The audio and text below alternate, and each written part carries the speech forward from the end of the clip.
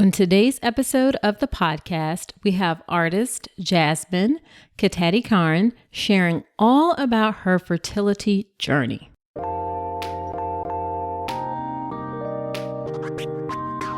Welcome to the All About Pregnancy and Birth podcast. I'm Dr. Nicole Calloway Rankins, a practicing board-certified OBGYN who's had the privilege of helping hundreds of moms bring their babies into this world. I'm here to help you be knowledgeable, prepared, confident, and empowered to have a beautiful pregnancy and birth.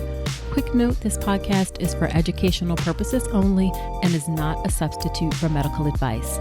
Check out the full disclaimer at ncrcoaching.com/disclaimer. Now let's get to it. Well, hello. Welcome to another episode of the podcast. This is episode number 85. Thank you for being here with me today. So on this episode of the podcast, we have Jasmine Katatikarn. Jasmine calls herself a fertility warrior. She struggled to have a child for 6 years. After multiple intrauterine inseminations, as well as her second IVF attempt, that's in Vitro Fertilization, she was told that she had less than a 1% chance of having a baby and basically to stop trying. However, Jasmine chose a different path. Using her background as an artist, she applied an artist mindset to overcome her roadblocks and design a life that gave her control of her fertility journey as well as her life moving forward. As a result, she became pregnant within months of being told that she had that less than 1% chance. And today, Jasmine and her husband now have 2 children, both through IVF. I was really intrigued by Jasmine's story and her perspective. And in this conversation, we take a deep dive into her fertility journey, including how she initially didn't really share what she was going through and how that played out during her journey and how that also influences her current work.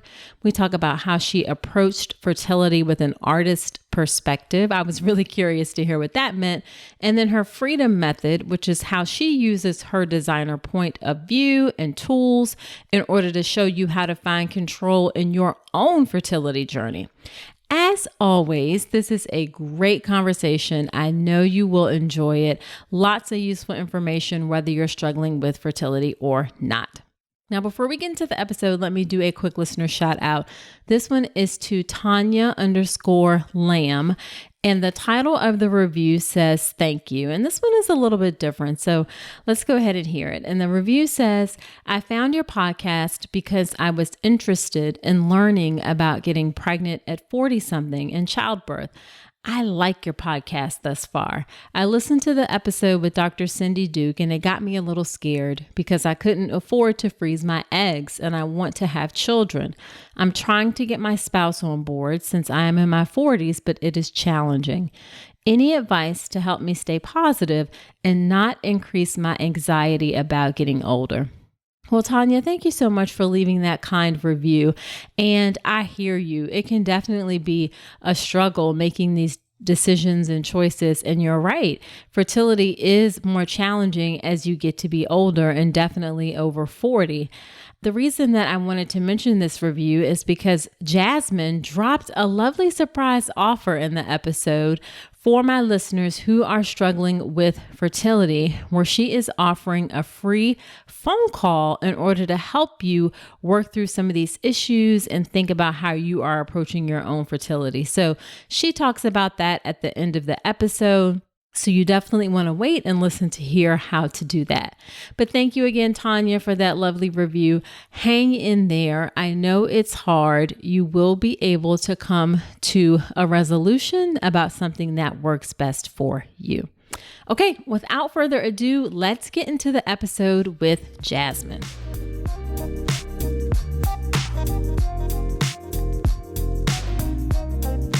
Thank you so much, Jasmine, for agreeing to come onto the podcast. You have a really interesting story and approach towards fertility, so I'm super excited to have you on. Yeah, thank you for having me, Nicole. I'm very excited to be on today. Yeah. So why don't we start off by having you tell us a little bit about yourself, your work, and your family, if you'd like. Yeah, I live in New York City, where I live with my husband and my two kids. I have a 4-year-old daughter and a 2-year-old son. My day job is a senior lighting artist on feature animated films. So if you've seen movies like Ice Age, Ferdinand, Rio, Spies in Disguise, Peanuts, if you wait till the very end where all you see credits of, hundreds of people, you can find my name in those credits. That is really cool. Oh, yeah. I Yeah. enjoy it. It's creative and technical. Yep. Yeah, for sure. So, why don't we hop right in and have you start off just telling us about your fertility journey? Yes, I'd be happy to share that. I'll start off saying it's a long journey. It was nearly 6 years Mm. of trying. And I had, this kind of plan in my mind that I honestly did not really think about. It was the plan that was kind of given to me as a young child. That kind of perfect life plan where, you study hard, you go to college, you get a good career, you get married, you have 2.5 kids, Mhm. move to the suburbs, work really hard, and then retire at 65, right? Right. I think a lot of people are familiar with that, and that's that's what I was fed when I was younger. And honestly, I didn't question it that much. I just kind of was going along that path blindly in a way, and for better or worse, I was checking off the boxes. Right, I went to a good school. I had a good career. I got married, and it was when the point where I was supposed to have, those 2.5 kids is when I hit the hiccup. And I started at age 30 trying to conceive. And my master plan was to have 3 kids by the time I was 35. I remember thinking like, oh, it's going to be so easy, right? Just 5 years, 3 kids. I was so naive. And I started the first month, nothing happened, of course. And I still remember joking with my husband. I was like, oh my God, I can't believe I'm not pregnant. Isn't it amazing? Like when you think back, it sounds so ridiculous, but in the moment, it's like, what is going on? Exactly. Well, it's because you never know until you start trying, right? And then when you start trying, and all my only references were really because I didn't have that many friends. I didn't have friends that I knew had problems conceiving, or no one told me about it. And the only references I had were, not to say I believe the movies, but you just hear stories of like people getting pregnant by accident and Sure. whatnot. So it was. I mean, I didn't really expect to get pregnant the first month. But yeah, part of me was. I was like, oh, it should be easy. That this is what my body's meant to do, right? And that first month turned into 3, turned into 6, and eventually a year. And I did not get pregnant, and at this point, I was definitely starting to get concerned. And we went to see the doctor, and my OBGYN said, you should go see a specialist.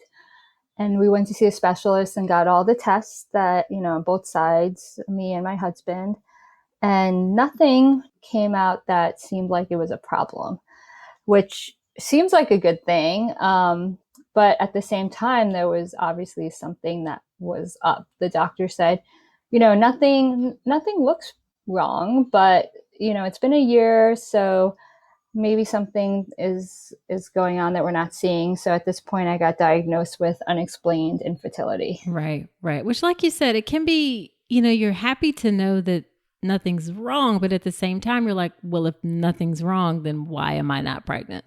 Exactly. And part of me was kind of thinking like, well, if I knew what the obstacle was, it'd be, something to focus on fixing. Right.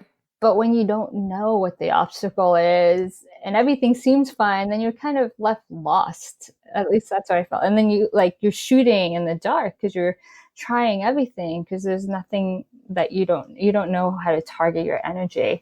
And that's exactly where I was at this stage. And we started doing IUIs, which I'm not sure if your listeners are familiar Oh, with. sure. Yeah. So that's intrauterine insemination, Yeah. guys, where you basically put sperm inside the uterus. Yeah. I always joke it's like the medical turkey baster. Exactly. I was like, yeah, that's a good way of thinking about it. So we did that multiple times. and with no luck. And we probably did it around 4 times until the doctor said, maybe still they did not know what was going on. It was still unexplained, but they said maybe you should start looking into IVF because nothing's, happening.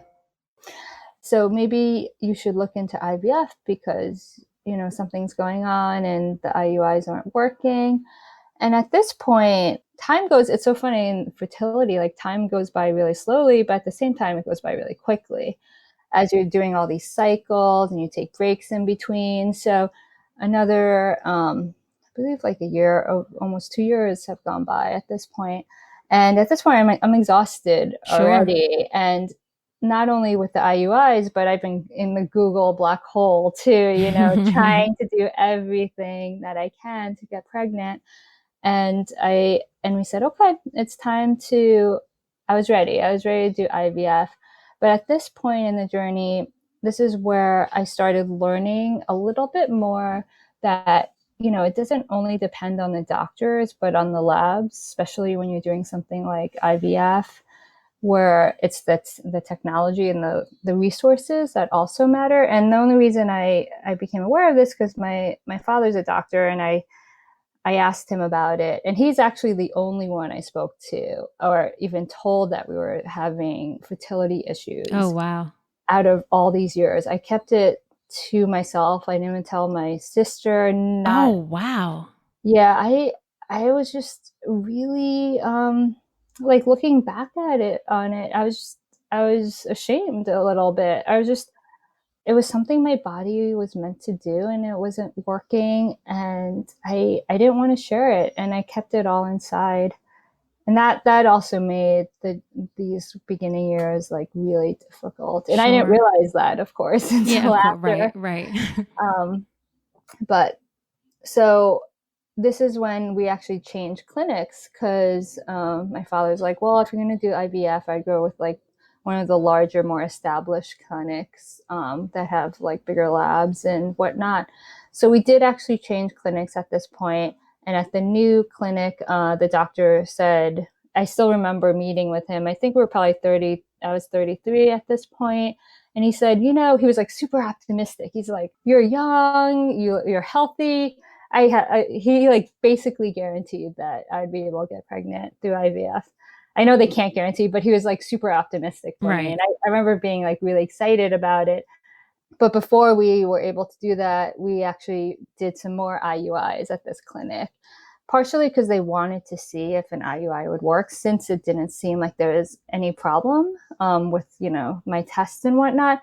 And also it was partially insurance, because once insurance wanted to see a number of IUIs before they would even think about, covering an IVF cycle. Oh, well, that's great that your insurance even covered some of the IVF. Yes, that's true. I am very grateful for that, because that is a huge factor in fertility, is the finances. So we did even more IUIs, and I've lost count at this point of how many IUIs I did. I probably did 7 or 8, and none of the IUIs took. And this is nearing, 4 years. I feel I had never even gotten a positive pregnancy test. It was, I felt like I was never even close. And finally, it was time to do IVF. And I was like, okay, this is the moment. Everyone gets pregnant. Even like I didn't really think that, but after all this time, it's like, okay, now if I do IVF, that's it. I'll be able to get pregnant. Right. And plus you have this doctor who's so optimistic, and it's true. And like, so we did in our first cycle of IVF, we, everything went pretty normally. The one thing that I did find out is that I just don't respond that well. Like, I don't produce that many eggs. So the most I got were around like 10. So I think that's what I got that cycle. And so they retrieved around 10. And I believe like 6 of them fertilized. And we were scheduled for a day 5 fresh transfer. And I still remember being so excited. Like, it was the closest in all these years that I finally got a chance to, feel like I was I might get Sure, pregnant in a sure. way. I mean, I had hoped in the past like IUIs, but there's just so many, and this was like the most work we've done too with all the meds and everything that goes into an IVF cycle.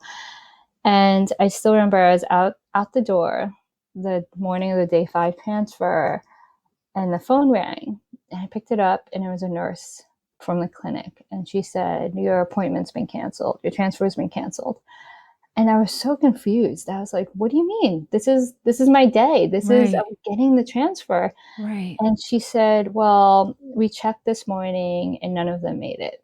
None Oh of." my gosh. And I didn't even realize that was a possibility, to be Right, honest with you, because I was like, "Oh, they fertilized. Yay." Now, like, the hardest choice I'll make today was how many to transfer. right, And it was devastating because, well, one, like anything in any cycle in fertility, every cycle, I feel like it's like your hopes are so high, right? It's like this could be the one, that's gonna work. And but also, like with the IVF, it was so hard because I'd gone through so much. I'd gone through the whole IVF cycle, with the needle, the meds, the appointments, the surgical retrieval, and I didn't even make it to transfer. I felt like I did all this work and I didn't even get to like play in the game.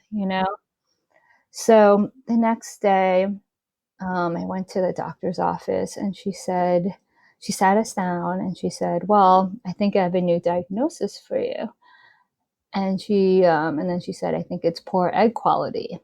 And at first, I was actually like a little bit happy about it because I was like, finally, there's something that I could target. I could figure out how to fix. And my next question was, well, okay, so how do I improve egg quality, right? And her response was, well, you can't. You can't improve egg quality. And I remember I kept pushing her. I was like, there's got to be a way. Are you telling me there's no way to improve it?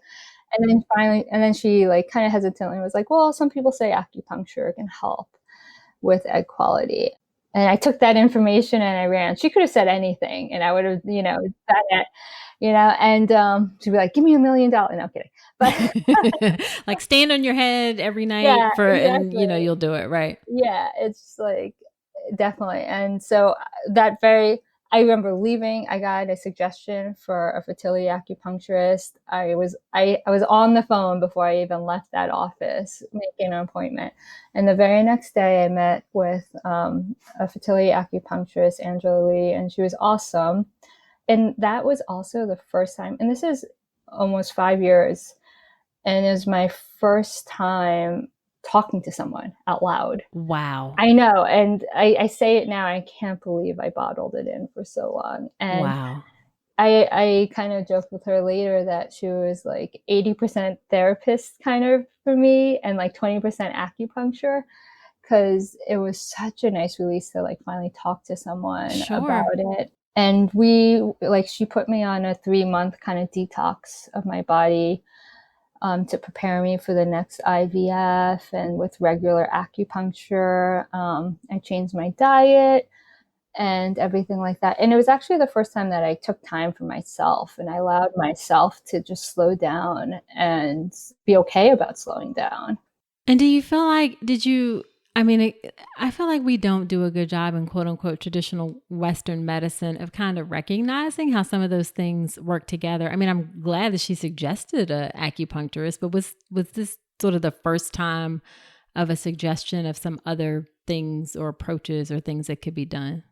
Yeah, I agree. Yeah, it was the first time. And I'm glad she suggested too. I had to push her on it. She Mm, wasn't going to suggest anything, to be honest with you. right. And I do agree, in speaking to people in their journeys now, it is true. Like, I have full respect for doctors. My father's a doctor, but at the same time, it's so great to get different perspectives. Yes.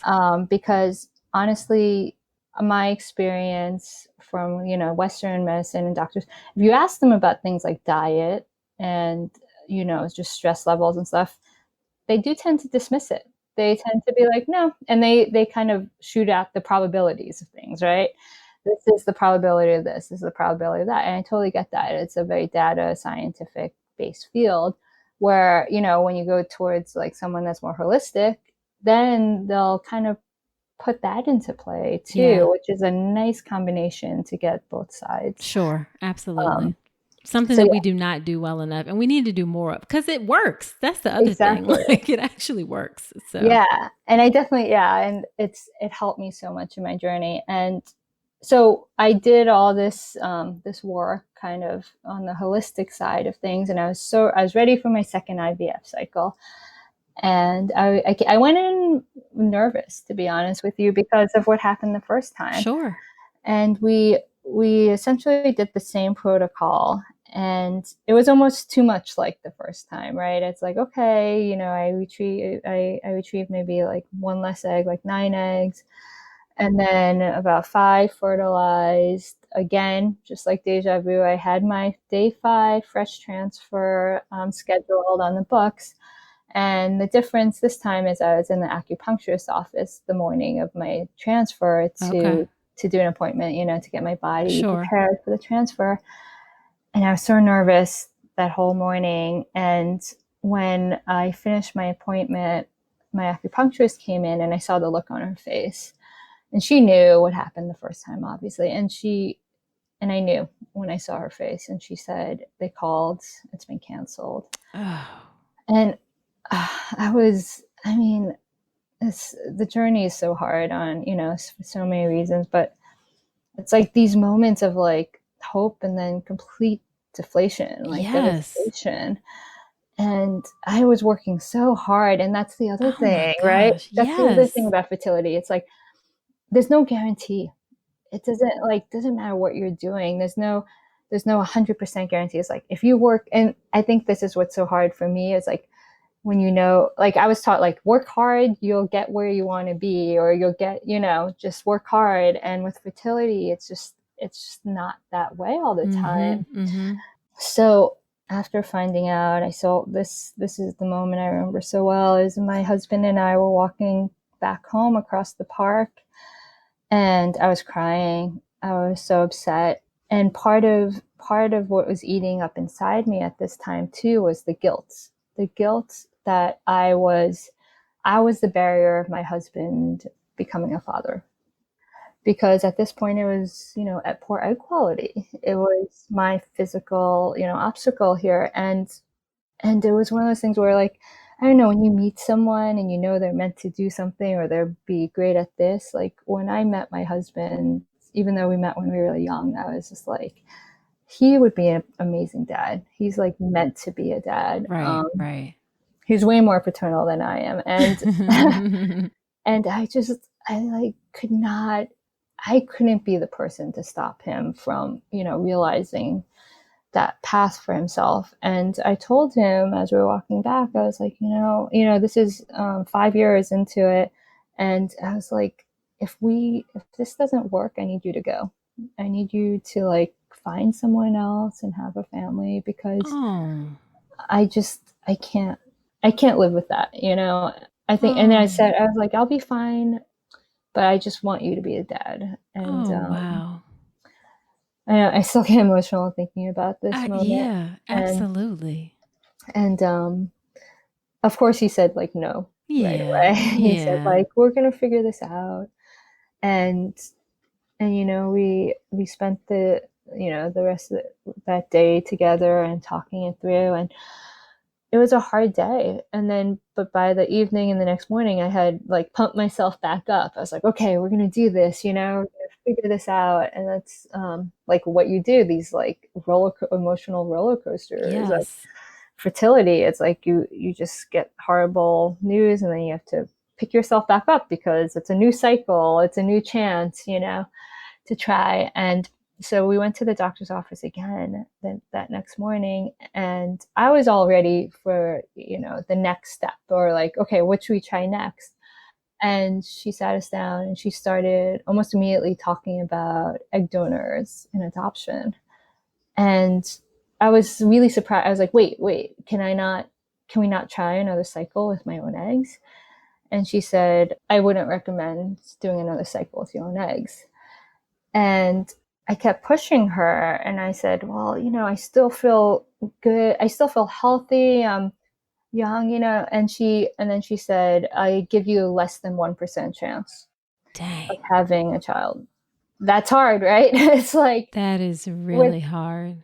with and I mean, we talk about probabilities all the time in fertility, and I feel like, you're always weighing, it's like this is 12% chance of success, 22%, but then like hearing less than 1% chance was just devastating. And at this point, it's like Less than 1%. What she really wanted to say was there was no chance. But exactly. yeah, yeah. That's exactly what I thought too. I was like a nice way of saying no chance. And here I was, and at this point I was 35 years old. And instead of, 3 kids at 35, which was my, master plan, it was sitting in this office being told I have less than a 1% chance of having my own child after Right. 5 years of trying. Yeah. And just, I went numb. And she just kept talking about egg donors to me and adoption, like two things I wasn't ready to I hear. was geared to say, like, it probably was just like, why are you talking right now? Like, this is just a lot. Exactly. And we left that appointment, and we left it with her saying, she said, well, if you want to do egg donors, then come back to me. And essentially, if not, I'll see you Just later. see, good luck. I Yeah. know, yeah, good luck. And I was like, okay, well, I thought the previous day was like a very low point in my journey. And then it gets even low. It's like, I mean, it's like you can't even see that comment. Like, how could it get even lower? And yes, it gets lower. Exactly. I was like, I still was in shock. And that morning, the crazy thing is, like, me and my husband like hugged each other. I still remember outside the building, we like hugged each other, and we said, okay, let's talk about it tonight further.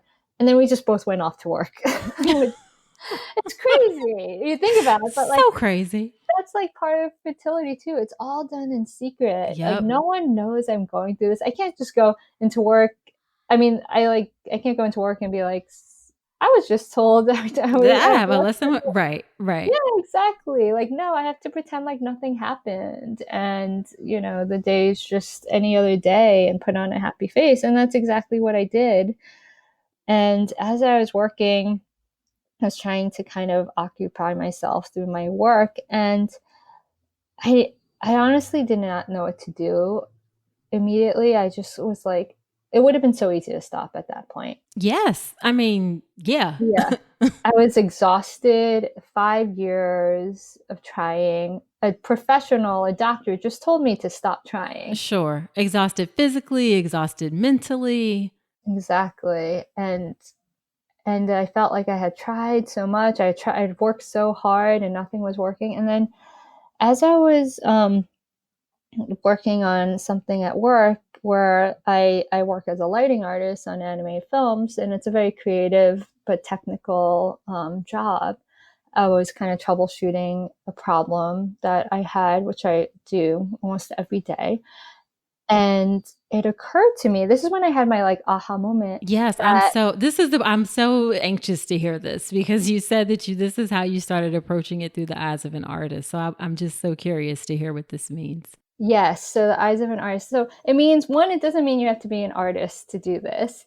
It's just the way it's a way of creative problem solving. So I realized as I was kind of tackling this problem at work in the way that I've done for decades, which is essentially, stepping back, looking at the problem, getting multiple perspectives on it and thinking about it in different ways, Right. and then brainstorming several solutions to the problem, not only one, and then ultimately deciding to try to start testing it out.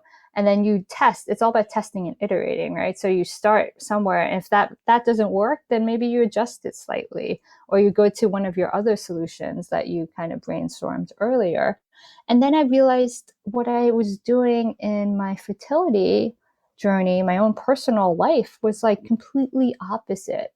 I really never stopped to like take it all, like look at it in the bigger picture, make sure I was going in the right direction. First of all, I just kind of went, I'm like, oh, I went to the clinic that my OBGYN said to go to. I went there blindly, met with one doctor, that's it, just followed exactly what that doctor said. Then I went to another clinic, did the same thing. And I never stopped to think like, what's right for me, but also to get different perspectives on my situation. And I was like, why don't I just do this with my fertility? I have nothing at this point. I have nothing to lose, right? Nothing. I just had a doctor tell me I have less than 1% chance. Right. And I was like, okay, well, I'm not ready. I knew, I felt it in my heart that I just wasn't ready to give up on trying. And I also felt like I wasn't honestly ready to look into egg donor or adoption. I didn't want to think about that yet. So I was looking at, my fertility. I was like, okay, what's the next step? And I was just told this one thing from this one doctor. Well, okay, I'll take that as not a definitive answer, not as like the only answer. I'll take that as like kind of data, okay, that's a data point there.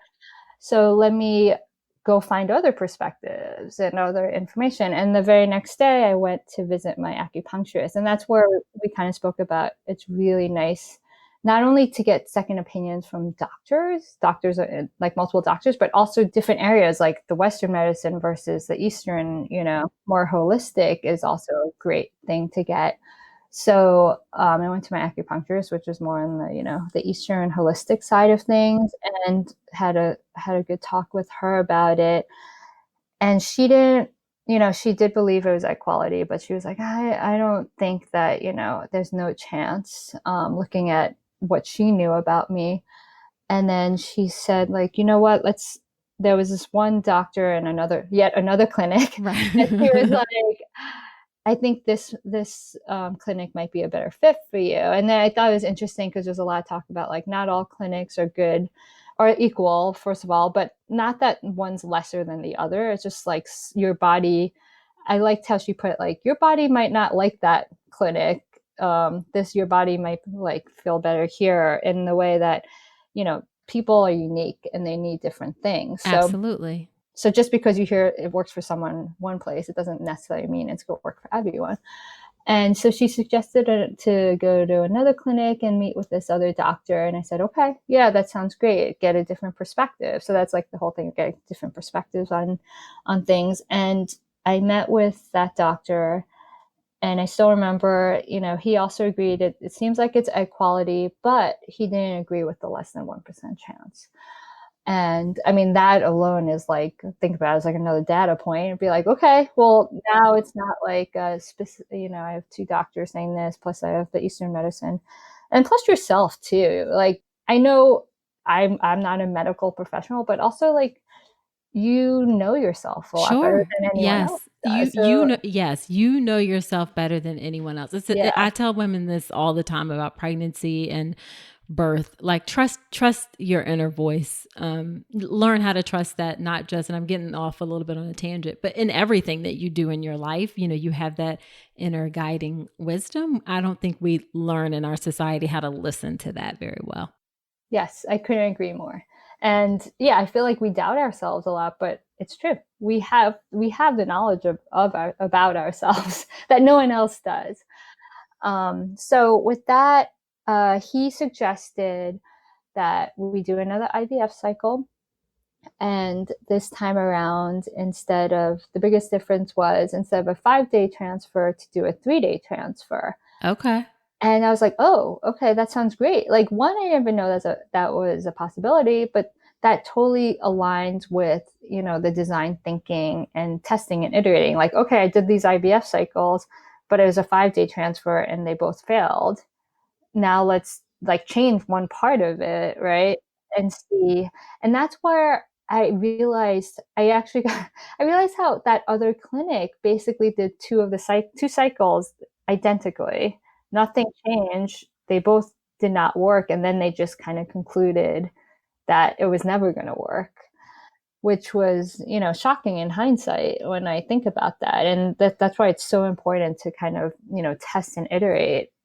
So that's exactly what we did. I did my third IVF cycle, and Same exact thing. Like the beginning parts are always, almost identical.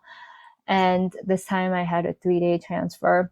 For each cycle, I will say I always have a little bit less eggs like that are retrieved, which was, a little disturbing to me, like one or two less. But Uh-huh.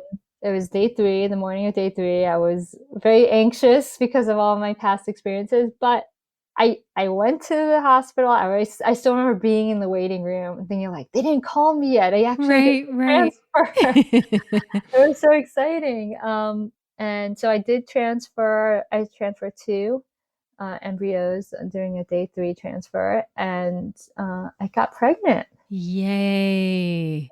Were you Yeah. still working with the acupuncturist during this whole time? Yes, I was Okay. still working with the acupuncture. So I did do like the pre-transfer and the post-transfer acupuncture Gotcha. treatment. So I did 2 acupuncture treatments that same day. And was the doctor like, did he know that you were doing that? And was he, or were you just kind of doing this on your own?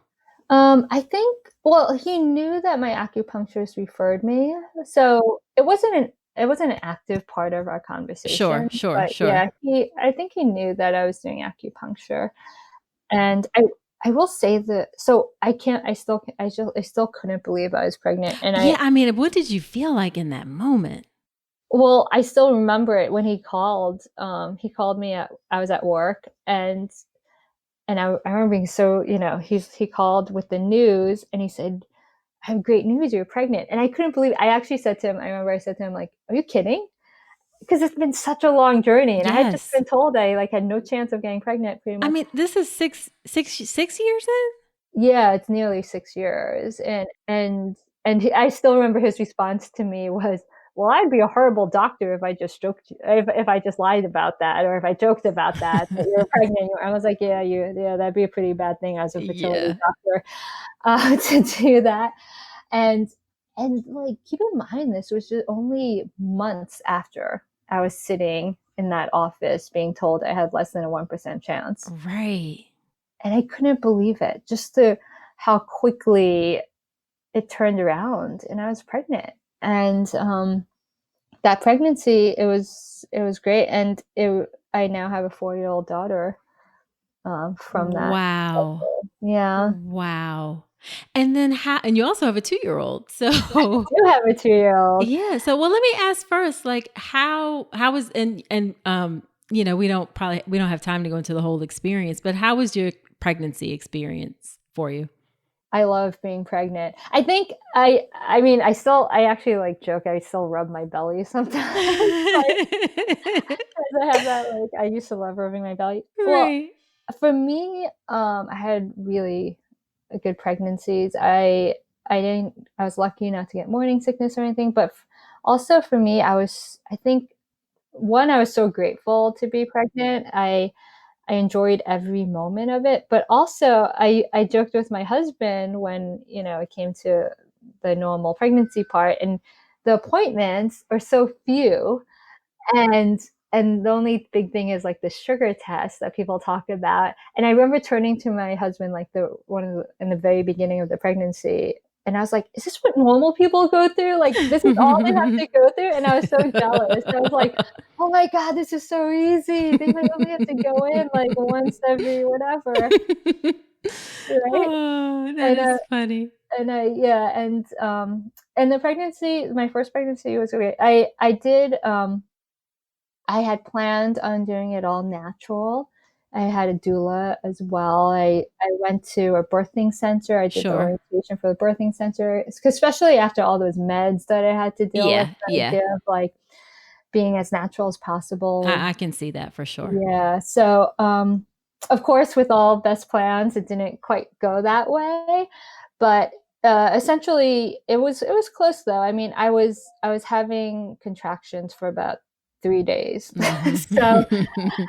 and like no end in sight. So on the third day, I went into the hospital to kind of, check in to make sure everything was okay with the baby. And they said, "Well, the baby looks fine.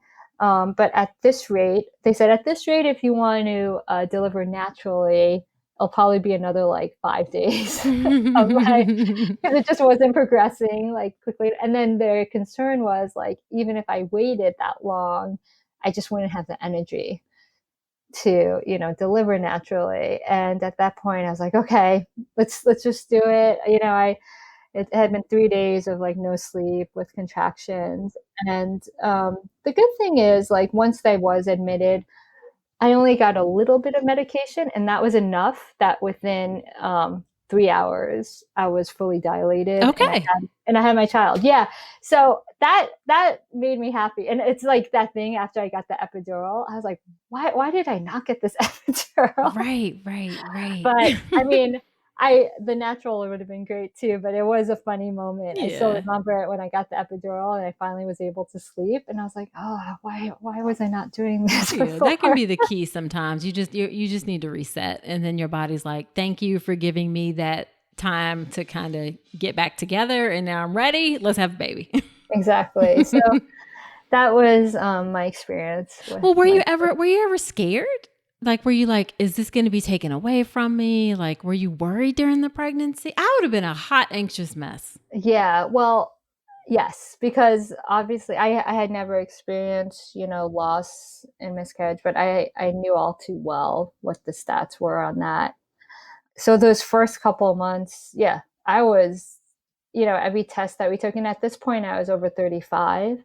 So I was taking a lot of those additional tests that you take when you're at an older age to make sure, the baby's okay. And yeah, like it's like that. And I honestly still kind of have it. I was saying to my husband, like, it's like almost too good to be true. After you're trying for something for so long, it is that feeling of like it's going to be taken away. So yeah, every test and everything, it was nerve-wracking, but at the same time I was really trying to stay positive, because it was my first time ever getting pregnant after all Sure. this time. I think it would have been very different if my fertility experience had, more like miscarriage within it, which Right. I know there's so many stories. Um, I think that would have been another factor. But after I kind of went through the initial like heartbeat, that was sort of, even I still remember with my second, like waiting for that heartbeat. Yeah. One is by far one of the hardest, because you don't want to get your hopes up.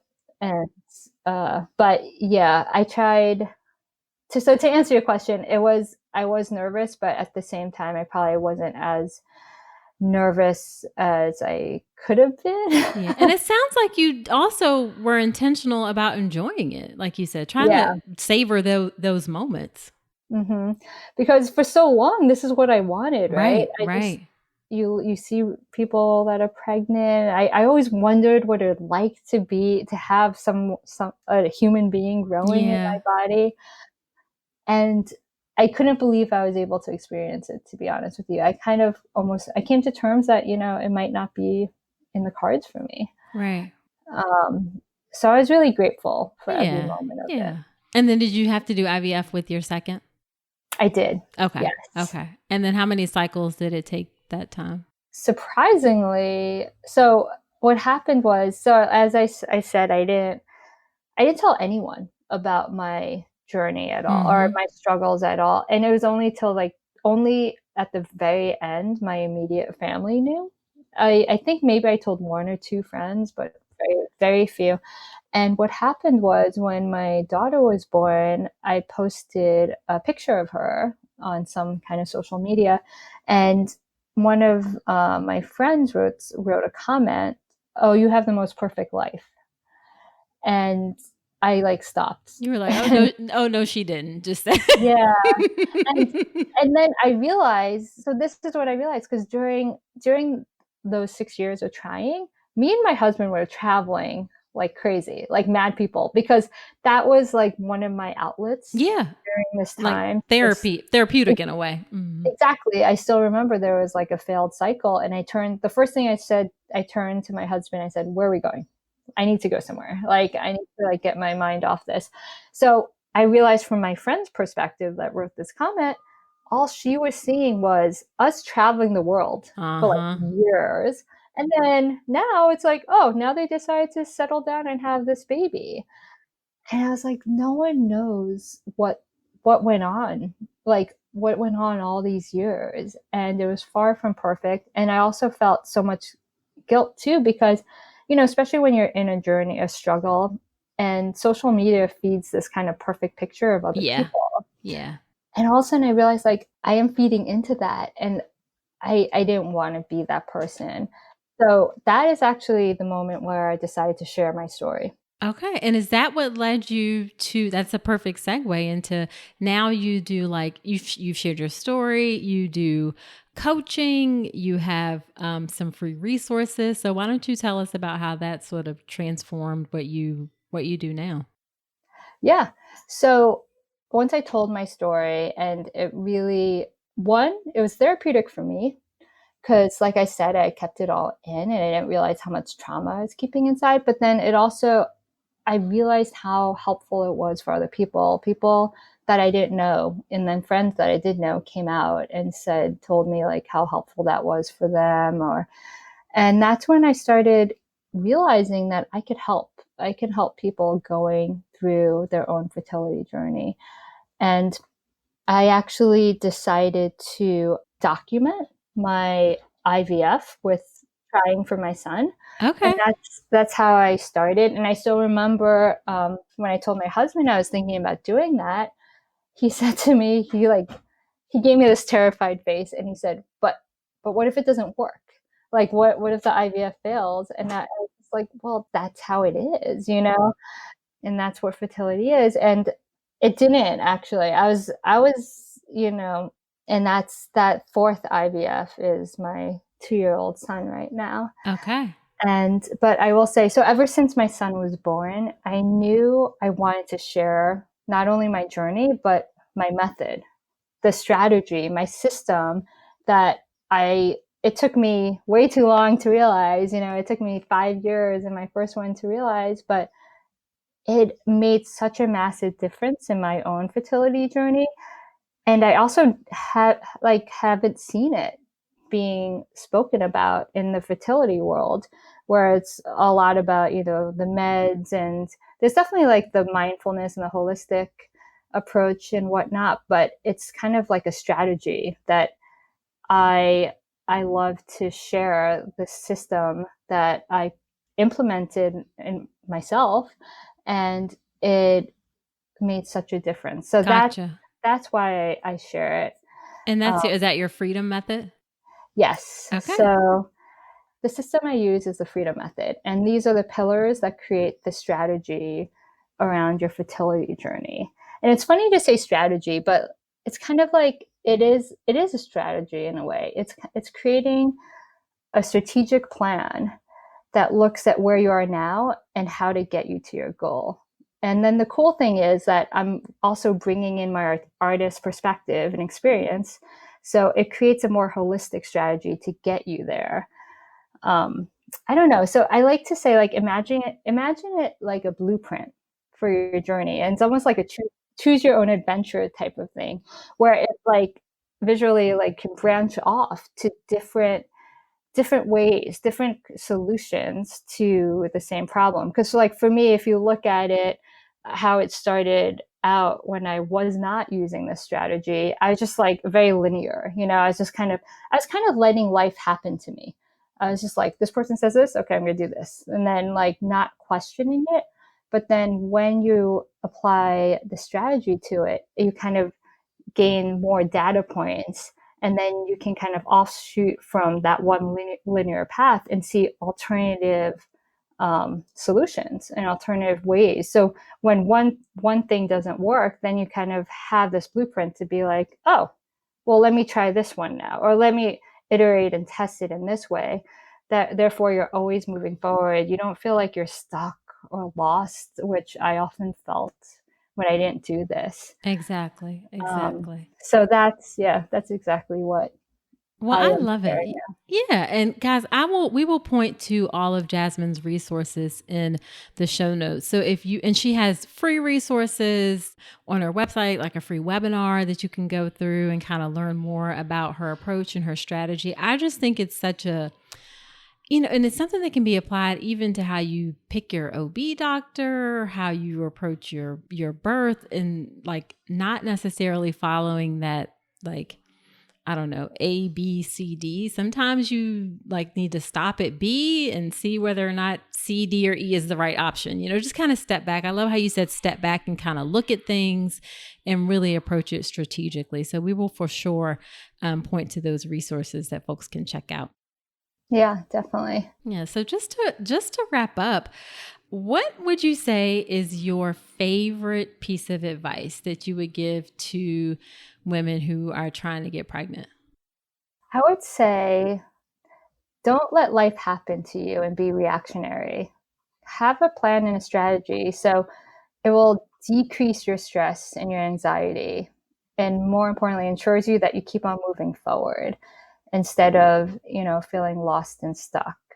In essence, like, be your own best advocate and plan for everything. Well, that seems odd. Plan for everything. Yeah, but you know what? It's not. It's not. And I think especially women, I think that is fantastic advice. And I think women in particular, we sort of get raised in an environment where that's not necessarily encouraged, or in some places it's like actively discouraged, like you're being, I don't know, difficult, or Yeah. You're supposed to just kind of go with the flow. Why are you questioning things? And you're saying like you don't have to do that.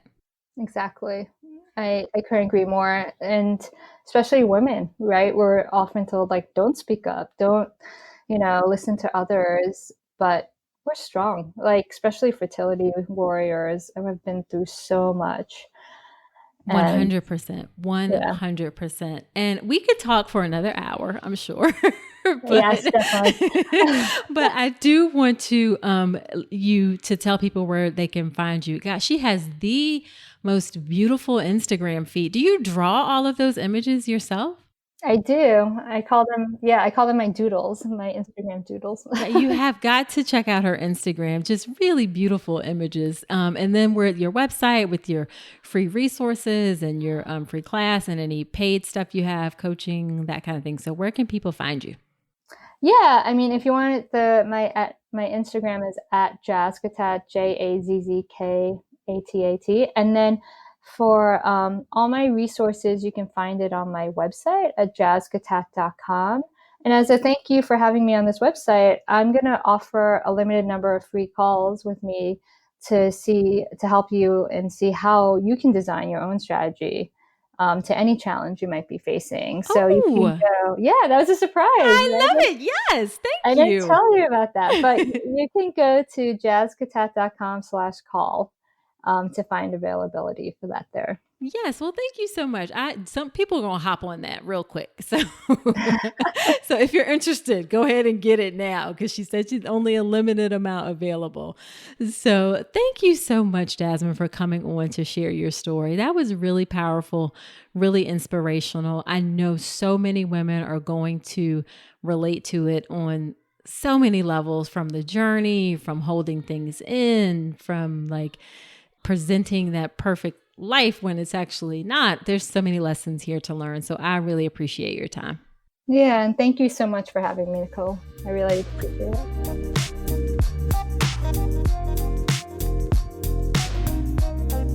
So what did you think about that episode? I enjoyed it. One of the things that we didn't record is that Jasmine shared about how her struggles with infertility actually made her a better mother. Sometimes I see that for women who struggle with fertility, when they have the baby and things don't go exactly as they envisioned, it's not sort of like the fairy tale picture, and you have a colicky baby or difficulties or challenges.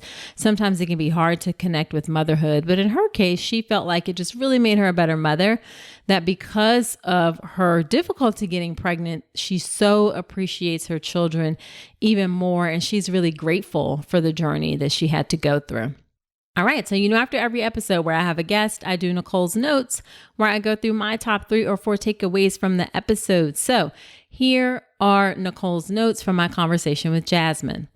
Number 1, Fertility is hard. There's no way to get around it. And it can be made even more difficult because actually, most of the time, it's unexplained, where there's not a very clear reason why a couple is having trouble conceiving. It's also can be a very long journey. There's only a very narrow window every month where you can actually get pregnant. So there's a lot of hurry up and wait, hurry up and wait, hurry up and wait when you're dealing with fertility issues.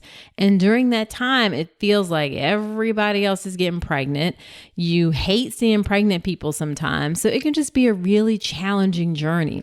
So take some time to look after yourself and your mental health during that time. That's really important to help you get through it, whether that's through therapy, whether it's through the programs or something like what Jasmine offers, whether that's like through support groups. Just take some time to take care of yourself during that process because it can be difficult.